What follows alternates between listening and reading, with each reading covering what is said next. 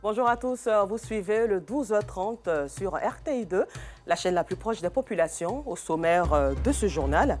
En Côte d'Ivoire, 2 accidents de la circulation sur 2 cas sont causés, sur 4 cas plutôt, sont causés par l'absence d'accessoires de signalisation. Les triangles sur nos routes en situation de panne. Et la rédaction de RTI2 pour son dossier s'est penchée sur la question afin de trouver des solutions pour sauver des vies. Et puis hors de chez nous en Chine, la tension ne redescend pas autour de Taïwan. Au 3e jour de ses manœuvres militaires, ce lundi 10 avril, la Chine a encore mené des exercices à tir réel dans le détroit de Taïwan pour simuler un bouclage de l'île. Encore merci de votre fidélité au journal de RTI2. Le mauvais stationnement et l'absence d'accessoires de signalisation devant les véhicules en panne sur les petites voies et les autoroutes sont à l'origine de plusieurs cas d'accidents de la route faisant assez de victimes, dont de nombreux morts. Ils sont nombreux, ces chauffeurs de véhicules personnels, de cars, de mini-cars, mais aussi de remorques qui n'ont pas de triangle de signalisation et de pré-signalisation. L'on s'en souvient encore de 2 accidents de la circulation sur l'As Bouaké-Katiola dans le village de Touro, situé à environ 15 km de Katiola le samedi 4 mars dernier et qui a causé la mort de 15 personnes et de nombreux blessés. Un accident dû à une collision plutôt, entre un mini-car et un camion de stationnement. L'absence de triangle à l'origine des accidents sur nos routes. Un dossier de Nosangaré, Pagasoro Kone de Madongi, Gilles Tonian, Lassana Karamoko et Seydou Ouattara. À la morgue de l'hôpital général de Niakara, dans le Hambol, se trouve la dépouille de Kone Yelisita, l'une des victimes de l'accident de la route sur l'axe Bouaké-Katiola, précisément dans le village de Touro, à environ 15 km de Katiola. Accident survenu le samedi 4 mars dernier et qui a fait plusieurs autres blessés.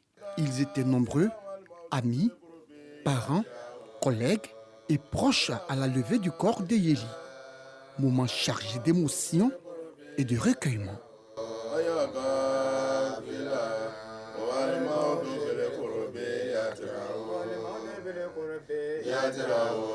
Les yeux rougis par les larmes, les mots qui peinent à sortir.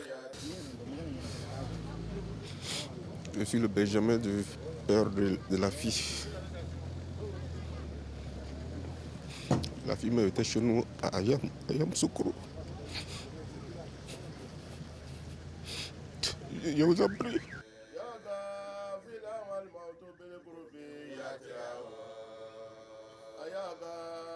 Après la levée, cap est mis sur Tafiré, à une 50aine de kilomètres de Niakara.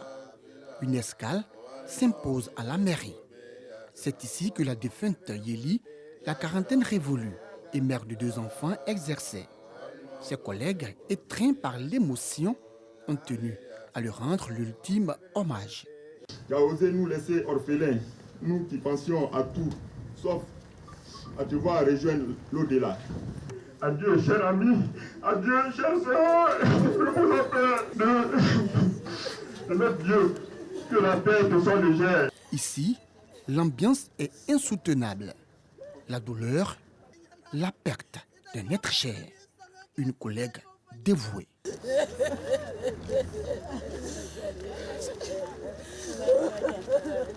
Après la mairie, direction le domicile conjugal. Occasion pour son époux, l'ex-mère de Tafiré, digne dans la douleur, de relever les grandes qualités de sa désormais ex-moitié et d'exhorter les guides religieux à prier pour le repos de son âme et surtout prier afin que Dieu lui pardonne ses péchés. Ma femme était une bonne mère, une bonne femme au foyer. Aujourd'hui, la voici couchée dans cette caisse. Je lui demande pardon pour mes imperfections et je lui pardonne aussi. Je vous demande de prier pour elle afin que la terre lui soit légère. Difficile séparation avec elle qui était une confidente, une mère, une conseillère, une protectrice. Pleurs, désolation. Toute la maisonnée est inconsolable.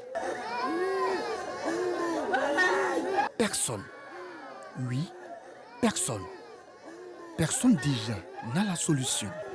Yéli, l'épouse, la sœur, la mère, la tante est partie pour toujours. En plus de Yéli, ce sont 14 autres personnes qui ont perdu la vie dans cet accident. D'ailleurs, quelles sont les dispositions sécuritaires prises par les usagers pendant la nuit lorsqu'ils sont en stationnement? Ont-ils des accessoires de signalisation et de présignalisation? Pour répondre à ces préoccupations, nous avons parcouru certaines voies la nuit. C'est le cas sur l'ancienne route de Thiébisso. Il est un peu plus de 21 heures. Nous sommes à environ 10 km de cette ville située au centre du pays. Ce minicar de 32 places en panne depuis 2 jours n'a ni feu de détresse, ni triangle ou autre accessoire de signalisation. Le chauffeur et ses apprentis utilisent des bidons d'eau pour avertir les autres usagers du danger. Ils se sont même transformés en agents de régulation vu que leur minicar, le sportif, n'en peut plus. Il est épuisé. Il n'y a pas de triangle. Est-ce que ce n'est pas dangereux de ne pas avoir Ça, c'est très dangereux. C'est pour cela que nous, ici, là, on est là pour signaler les véhicules. À quelques mètres, un gros camion, lui aussi en panne. Le constat est le même. Absence de triangle. Les phares de détresse appellent au secours. Ils sont en détresse. Détresse, a-t-on dit? C'est le cas de ce chauffeur de poids lourd obligé de passer la nuit auprès de son camion en panne. Son souci se situe au niveau du moteur. S'il se trouve dans les bras de Morphée, son apprenti Moussa lui fait la garde. Pas question de dormir maintenant. On n'est pas triant, ça on a placé bidon pour signaler quoi. Pour ne pas être dans les bras de Morphée comme le chauffeur de Moussa, Vassereki se dépêche de changer le bouchon de son camion. Il prend assez de risques pour le faire. S'asseoir en bordure de route avec tous ces poids lourds qui ne cessent de rouler à vive allure. Je sais que c'est tellement dangereux, mais comment on va le faire? Il y a un triangle qui est derrière là. Maintenant, ce carrefour-là, le virage quitte jusqu'au fond là-bas. Donc, celui qui quitte au village, déjà, il a un territoire tellement plat pour regarder en face de lui qu'il y a danger en face de lui. Les triangles de signalisation dont il parle ne sont visibles nulle part. Pareil pour ce gros camion qui vient de Koutiala au Mali pour Abidjan. Il a un problème de balle, un appareil de frein. On a mis des feux d'arbres pour aller en avance devant le panneau de signal. Ça montre que quelqu'un veut savoir qu'il y a quelque chose devant lui, quoi. L'absence de triangle de signalisation, un véritable souci sur les routes de jour comme de nuit. Cette compagnie de transport qui a un problème de bits ne possède aucun accessoire de signalisation. Et pourtant, le trafic sur cette voie express est très intense. Un accident peut arriver à tout instant. On n'a pas mis de triangle d'abord. Si tu n'as pas de triangle, ce n'est pas normal. C'est toute la nuit. Ça peut provoquer un accident. Si certains chauffeurs de gros camions qui n'ont aucun triangle de signalisation ne mesurent pas le danger que courent les usagers, d'autres par contre en font une priorité. Parmi eux, Ouedraogo. Son pneu a explosé sur la nouvelle autoroute à environ 2 km du pont à péage de Thiébisso. Lui a le nécessaire. Il court placer son triangle de signalisation afin d'alerter les autres usagers. C'est de nouveaux pneus, c'est que ça vient d'éclater. Ça fait 2 pneus, voici l'autre.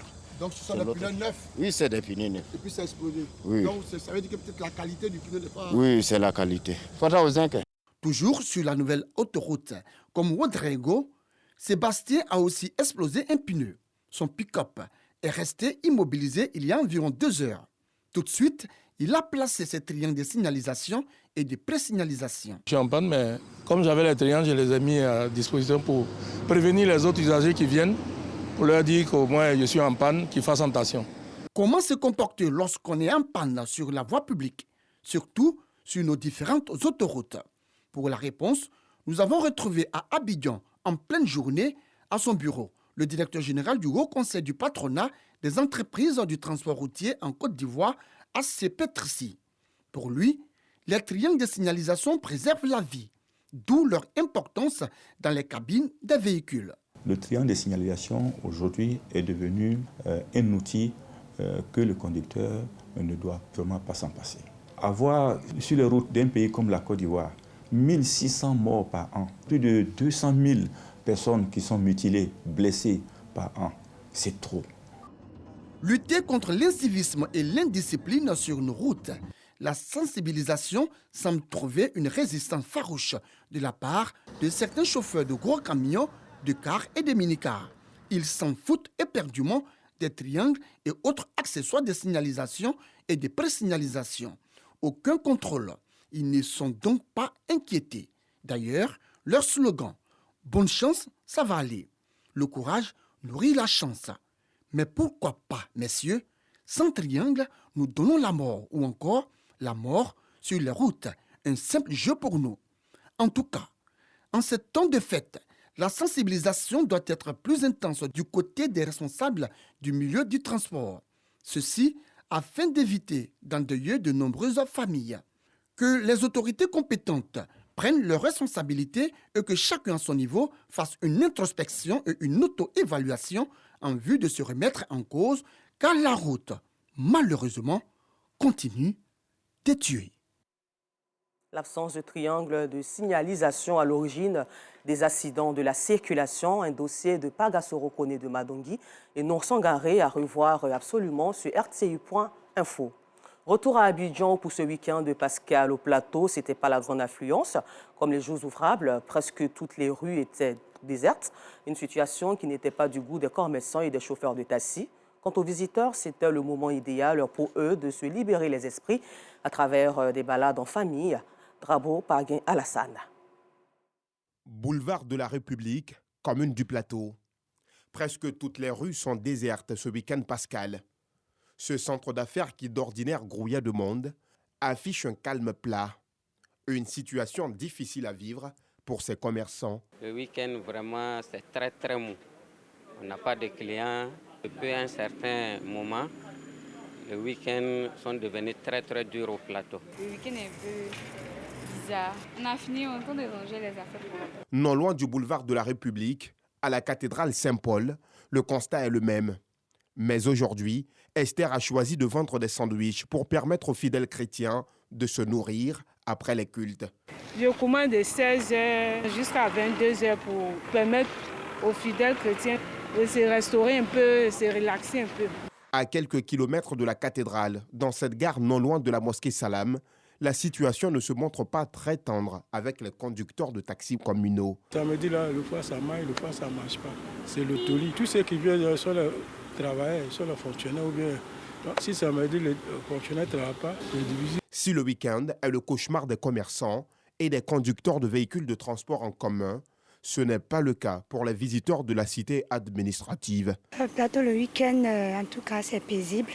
Et il y a la tranquillité ici. Le week-end, il faut prendre les enfants. Ce n'est pas forcément aller à la plage, mais souvent aussi, tu les prends, venir au plateau, visiter un peu. Le week-end au plateau, c'est intéressant. Tu viens te balader, pas de pression, pas d'embouteillage, un peu léger. Tu finis, tu rentres à la maison. Il n'y a pas longtemps, il y a un ami qui est quitté au Cameroun.